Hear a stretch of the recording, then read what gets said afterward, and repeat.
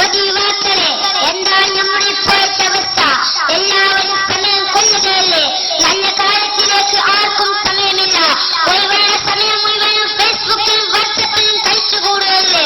നബിയുടെ മേൽ സ്വലാത്ത് ചൊല്ലാൻ നമുക്ക് സമയമുണ്ടോ?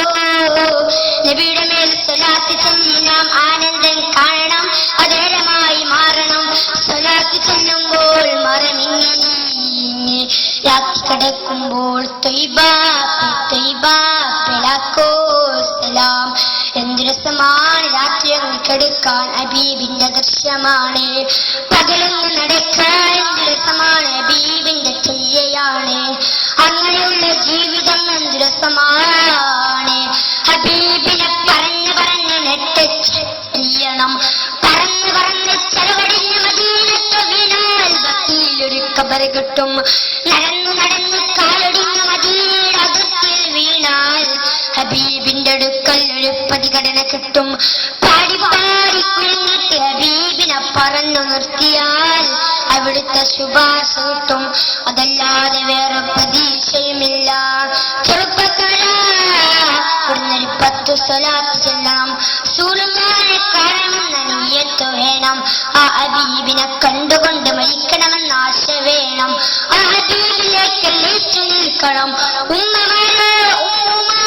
ഉമ്മുമാരെന്നെ മറന്നുപോയോ?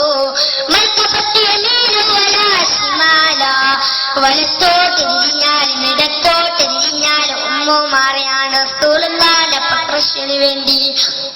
കണ്ടില്ലേ ഒരു സ്വഹാബി നെഞ്ചുകൊണ്ട് ബലിജയാണ് 50 അടിക്കാൻ.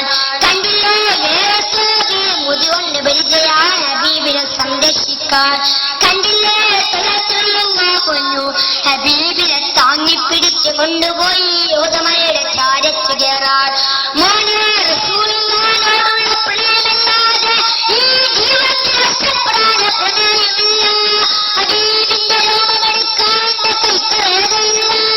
ഹബീബിന്റെ മദീനയിലെ മണ്ണ് തൊടാൻ അവകാശമില്ല. മാലികീമാവ് ചെരുപ്പിടാത്ത മണ്ണൊക്കെ കണ്ണുകാലിന് കുറവുണ്ടോ? എന്തായാലും റസൂലുള്ളാഹിന്റെ രോമത്തെ ആശ്രയിക്കുന്നവരെ കണ്ണുകൊണ്ട് വെറുക്കണം സഹോദര. അത് മഹബ്ബത്തിന്റെ ഭാഗമാണ്, റസൂലുള്ളാഹിനോടുള്ള ഇഷ്ടിന്റെ ഭാഗമാണ്. അതുകൊണ്ട് ഈ ജീവിതം ഹബീബിനാണ്. എന്തായാലും റസൂലുള്ളാഹിന്റെ പത്രക്കോലങ്ങളിൽ അവയെ കണ്ടുകൊടുക്കുന്ന സൈനികരെ നിങ്ങൾക്ക് ഹബീബിനറിയില്ല. നിങ്ങളുടെ അന്ത്യം വരച്ചു. ഞങ്ങൾ ആശിക്കങ്ങളാണ്. റസൂലുള്ളാഹിനെ പ്രണയിച്ചിട്ട് മറ്റാന്മാരായി മാറിക്കോ. അതുകൊണ്ട് ഈ ജീവിതം റസൂലുള്ളാഹിക്ക് വേണ്ടിയാകണം. ഹബീബിന്റെ പേര് കേട്ടപ്പോ കരഞ്ഞ മഹാനായ അഹ്മദ് ബിൻ ഹംബൽ തങ്ങൾ. ഹബീബിന്റെ പേര് കേട്ടപ്പോ ബോധം കെട്ടവല്ല അവിടുത്തെ ഉസ്താദുമാർ. എത്ര പവിത്രമായ പേരാണ്.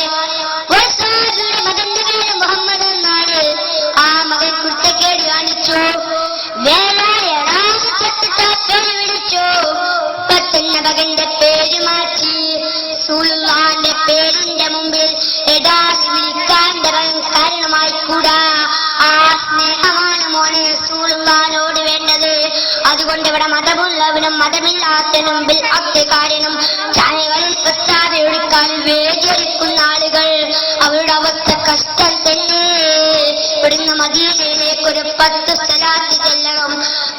റസൂലുള്ളാഹിനെ കാണാൻ ഈ മജ്‌ലിസ് തൗഫീഖ് തരട്ടെ. ഇത്ര പറഞ്ഞ ദുആവസത്തോടെ എന്റെ പ്രഭാഷണം നിർത്തുന്നു. വാഹിർ ദഅവാന അൽഹംദുലില്ലാഹി റബ്ബിൽ ആലമീൻ. അസ്സലാമു ധാരാളം സ്നേഹികൾ ക്യാഷ് അവാർഡ് നൽകുന്നു. സ്വീകരിച്ചിട്ട് പോവാം. അല്ലാഹു കബൂൽ ചെയ്യുമാറാവട്ടെ. ബല്ലാരി മ്യൂസിക്കൽ ഗ്രൂപ്പ് വക അവർ ക്യാഷ് അവാർഡ്